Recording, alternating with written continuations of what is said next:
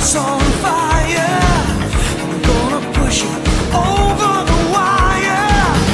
Perfect timing, tight as a drum. You find the battles already won. Bon, c'est reparti pour une petite session, la troisième du mois de février. Je suis avec un nouveau.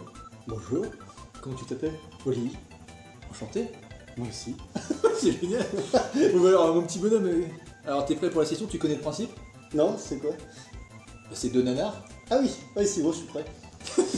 C'est deux nanars qu'on présente et le but c'est qu'il y en ait un qui gagne. Alors, j'ai vu que t'avais un petit film dans ta collection qui a pas l'air mal. C'est quoi ton Ah oui, film? c'est la revanche de Samson.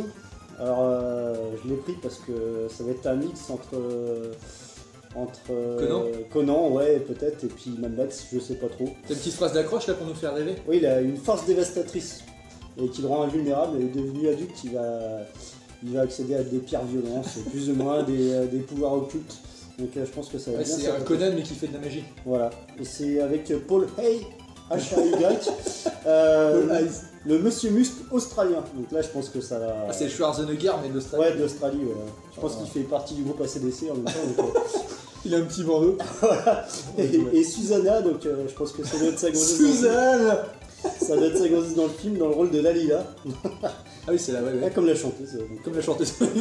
Et donc Ouais. c'est un film produit par Ram Soraya, ceux qui font les bâtonnets aussi. De Des petits poisson. Soria, Voilà. qui bâtonnait, qui Voilà. Et puis on va s'arrêter là parce que les autres noms ils sont imprononçables. Mais... Putain, ça a l'air pas mal. Mais je pense que là, celui-là, il va envoyer du lourd. Ah, tu sais que tu me mets la pression là. Ah bah ouais. Parce que moi, je sais pas si mon personnage va faire le poids face à ton Samson. Moi, je te présente en face Lunar Cop. Alors, c'est avec Michael Paré. Apparemment, le mec, il a l'air vachement connu, mais moi, je le connais pas. Et c'est un film catastrophe de science-fiction. Et en gros, la phrase d'accroche, c'est deux planètes sur le point de se détruire. Un seul homme peut les sauver. Donc, je pense que le mec, c'est une sorte de survivor qui va sauver le monde. On est mal pareil quoi. Attends, je t'aime bien, toi. Tu reviendras la prochaine fois. Ouais, ou pas. Ou pas. Bon bah du coup, donc on est d'accord, le combat d'aujourd'hui ça va être la revanche de Samson versus Lunar Cop. Lunar Cop. C'est parti. Voilà, c'est parti. Et on commence cette troisième session du mois de février avec un film épique, La revanche de Samson. Tout commence par l'entraînement d'un dénommé Daman, que l'on appellera par la suite Samson. Une façon de bouger à couper le souffle, un véritable guerrier. Regardez-moi un peu comment il fait le ménage. Pour s'amuser un peu, il fait aussi des petits lancers de cailloux avec son maître. Voilà, bah, tiens, je te fais une passe, tu me la renvoies. Tranquille. Absolument rien ne l'arrête. Il est sacrément balèze, le Lascar. C'est en vivant dans ces contrées arides que tu t'es endurci. Il faut croire que ça sert d'être balèze.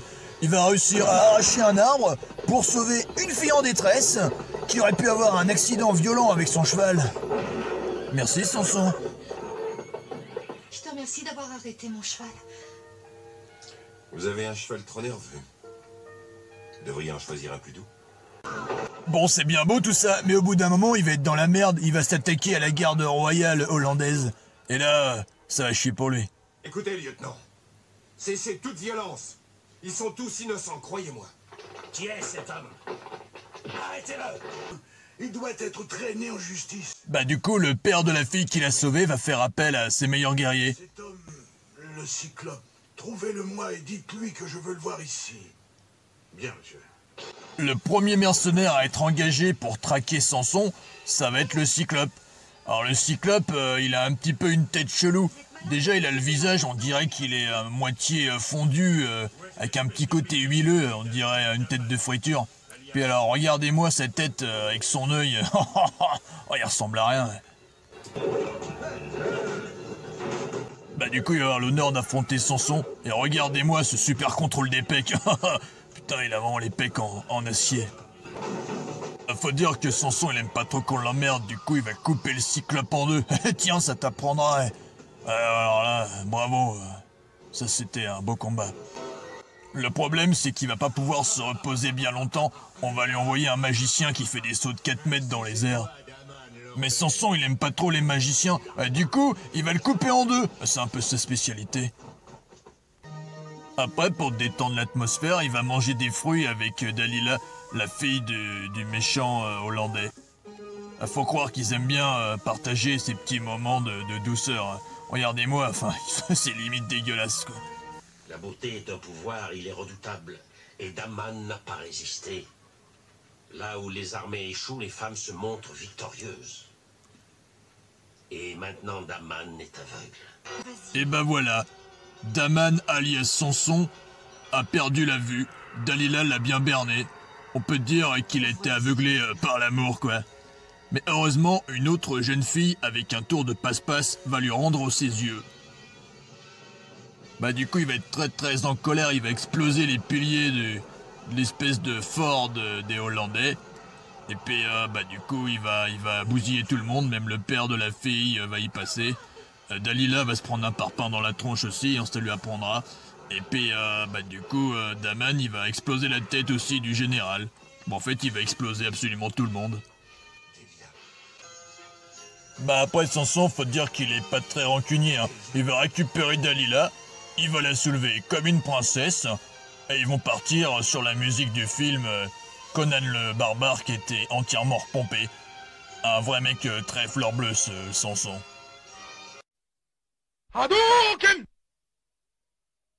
Bon, on s'est fait un petit la revanche de Samson. T'en as pensé quoi? Ah, c'était magique, il n'y a pas d'autre mot. L'acteur il est magnifique. L'acteur est magnifique, les doublages extraordinaires. Le mec qui a fait le doublage d'ailleurs de Samson reste sur... il est monocorde. Il est monocorde quoi. N'importe quelle émission. Je suis heureux. Je suis triste. Je t'aime. Tout le film c'est comme ça. Après en termes d'effets spéciaux c'est quand même du grand art. En termes de Nan Arthur, il est costaud ce film. Hein. Ah là c'est du... Ouais, il mérite de monter sur un podium. Ouais. Mais il l'a déjà fait, hein. Il a fini 3ème, monsieur Melbourne. Ah oui, ça... Donc lui il l'a fait, est-ce que son film va passer 3ème? C'est un Conan du pauvre mais fait avec le cœur. Oui, exactement. D'ailleurs il y a un joli copyright à la fin où ils prennent la musique de Conan, c'est sympa. Ouais, non franchement c'était hyper sympa, les combats, l'entraînement du début, c'est magique. Hein. Le mec qui soulève des parpaings, il débalance à son maître qui arrive à soulever les parpaings lui aussi alors qu'il est tout sec. Franchement c'était bon ça. Je pense, on dirait un mix entre Conan et un épisode de Zorro, à peu près, où les mecs de l'armée hollandaise ils ressemblent à des Espagnols, on sait pas trop. Et puis les méchants, on dirait un peu des méchants de Power Rangers. Oui c'est ça, ouais. Power Rangers ou sorti je sais pas d'un film mystique des années 80, on sait pas trop. C'est la magie du cinéma 80-90. Bon, on va regarder Lunar Cop et puis on se fait un petit débriefing après. Ça va. Je vais te dire que c'est parti. Là on passe au deuxième film de la soirée. J'ai nommé Lunar Cop. Alors ça parle de quoi? Bah je vais laisser le mec parler parce qu'il explique bien la situation. Ainsi que vous le savez depuis 27 ans maintenant, aucun de nous n'a jamais perdu l'espoir de retourner sur Terre. Notre planète a été transformée en un vaste désert lors de la grande conflagration. Mais j'ai l'immense plaisir de vous annoncer que nos scientifiques viennent de mettre au point une formule susceptible de restaurer l'atmosphère sur Terre. Ils l'ont appelée l'amarante. La Terre. Et ben voilà, le film commence. Les mecs qui habitent sur la Lune envoient leur meilleur élément sur Terre pour récupérer un truc pour sauver la Lune. Du coup, on découvre Joe, un guerrier habillé tout de cuir avec un fusil à pompe qu'il utilise aisément quand on l'emmerde. Débarrassez-vous de lui. Tu piques un 100 mètres et tu rattrapes ton copain. Moi, je vais nulle part sans ma bécane. Quand je vous disais qu'il aimait bien son petit fusil à pompe. Où est-ce que vous allez? Bah après, il va draguer la fille qu'il a sauvée, un classique. Elle est bien montée, je vous ramène. Non merci, j'y vais à pied. Qui c'est celui-là? Bon, finalement, bah la fille, elle a changé d'avis. Vous voulez prendre une douche? Prendre une douche? Mais une douche avec de l'eau? Oui, bien sûr. Vous connaissez une autre façon de prendre une douche? Alors, ce qui est rigolo, faut savoir que sur Terre, l'eau est devenue denrée rare. Mais bon, là, il n'y a pas de souci. L'inconnu débarque, il prend une douche, il fait couler plein d'eau et il s'amuse avec les gamins. Rendons grâce pour le repas dont nous allons profiter aujourd'hui. Du coup, sur Terre, c'est la grosse misère. Il n'y a absolument plus rien à bouffer à part des légumes. T'aurais pas quelques idées pour empêcher les vauriens de passer le mur? J'en ai quelques-unes. Faut croire que tous ces petits légumes verts, ça va donner des sacrées idées à Joe. Du coup, ils vont se servir de grosses pastèques, ils vont mettre dedans des petits clous, ça va leur permettre de fabriquer des dynamites et des petites grenades, dans le but de repousser les méchants envahisseurs qui viennent les attaquer régulièrement. Et il faut dire que ça va s'avérer très efficace. Il y a pas mal de scènes de course-poursuite où Joe utilise sa moto comme bouclier. Joe, qui avait comme mission de ramener l'amarante et faire péter la Terre, va se raviser. Les survivants de la Terre sont loin d'être des sauvages. Pourquoi me l'avez-vous caché? Et pourquoi vous ne voulez pas qu'ils activent l'amarante? Il y a simplement des choses qui peut-être vous dépassent. Il va se rendre compte par lui-même que sur la Terre, il y a peut-être des gentils, et les mecs avec qui il habite sur la Lune, c'est peut-être eux les pourris. Je vois déjà toutes les possibilités. Vous la voyez, celle-là? Du coup, le méchant Monsieur Rouge, qui est le chef, il va envoyer une sorte de Terminator sur la Terre pour buter ce bon vieux Joe. Avec grand plaisir, gouverneur. Le méchant Terminator va faire une entrée très remarquée en sortant de sous terre avec sa motocross. Une entrée en matière plutôt efficace. Tu vas pas lui donner l'amarante? D'après toi? Après, histoire de calmer le gros méchant, ils vont lui filer une petite boîte avec à l'intérieur le truc qui s'appelle l'amarante, sauf que c'est un leurre et ça va lui péter à la gueule. Ben, il survivra à ses blessures parce qu'il est sacrément résistant. Ouais, du coup, Joe, il va le finir en fusil à pompe, du coup, il va faire de l'électricité, il va tomber dans une mare toute rouge qu'on sait pas trop ce que c'est comme liquide, on va dire que c'est de l'acide, et il va exploser encore. Sauf que ce que c'est, il va exploser pour de bon. Pour le final, ils vont lancer un petit missile dans les airs qu'on appelle l'amarante, c'était ce truc-là, et du coup, il va se mettre à pleuvoir. Et qui dit pluie, dit qu'ils vont pouvoir faire pousser tout plein de légumes différents maintenant. La Terre est sauvée, Joe a fait son travail et tout le monde est content. C'est parti pour le petit débriefing de super film qui est Lunar Cop. Alors mon petit Oli Blaster, t'en as pensé quoi? Qu'est-ce que je pourrais dire? Je pense que le mec qui fait la musique du film au synthé est complètement extraordinaire. Il est capable de passer d'une musique douce à des pirates. Complètement énervé. Michael Paré, je le connaissais pas, mais il est bon. Ah oui, il a une bonne tête à jouer des séries B en tout cas. Le film en lui-même est... La fin. La fin extraordinaire. Avec l'espèce de Desireless version Robocop là. Voilà, on dirait un espèce de robot venu de l'espace, indestructible, enfin juste au niveau de la gueule parce que tout le corps il prend rien. En fait, il subit une explosion, mais c'est juste au niveau de la gueule. Ouais. Donc, il est robuste quand même, hein, le méchant en finale, là, il résiste bien. Voilà, puis il meurt dans une espèce de lac d'acide, on sait pas trop. Donc voilà, le film en lui-même est... C'est un peu un Mad Max du pauvre où il bouffe des légumes pour survivre. C'est pas trop, on sent qu'ils ont essayé de mettre un scénario, mais on comprend pas trop parce qu'ils expliquent pas... Les mecs viennent de l'espace pour récupérer un truc qui s'appelle l'amarante, qui est censé t'ordonner de la vie sur Terre ou sur la Lune en fait, mais ça peut pas être des deux côtés, ça sera soit la Terre soit la Lune, faut en sauver qu'un quoi. C'est pour lancer un missile à la Snowpiercer en fait pour changer le climat de la Terre, sauf qu'on sait pas trop ce que c'est, et puis voilà. En fait c'est ça, c'est la pluie te permettra de faire survivre ta planète. Voilà. Sinon à chaque fois qu'il touche une moto elle explose, donc je sais pas. Les pastèques explosives c'est pas mal. Les pastèques explosives aussi. C'est sympa. Ça te protège bien de l'envahisseur.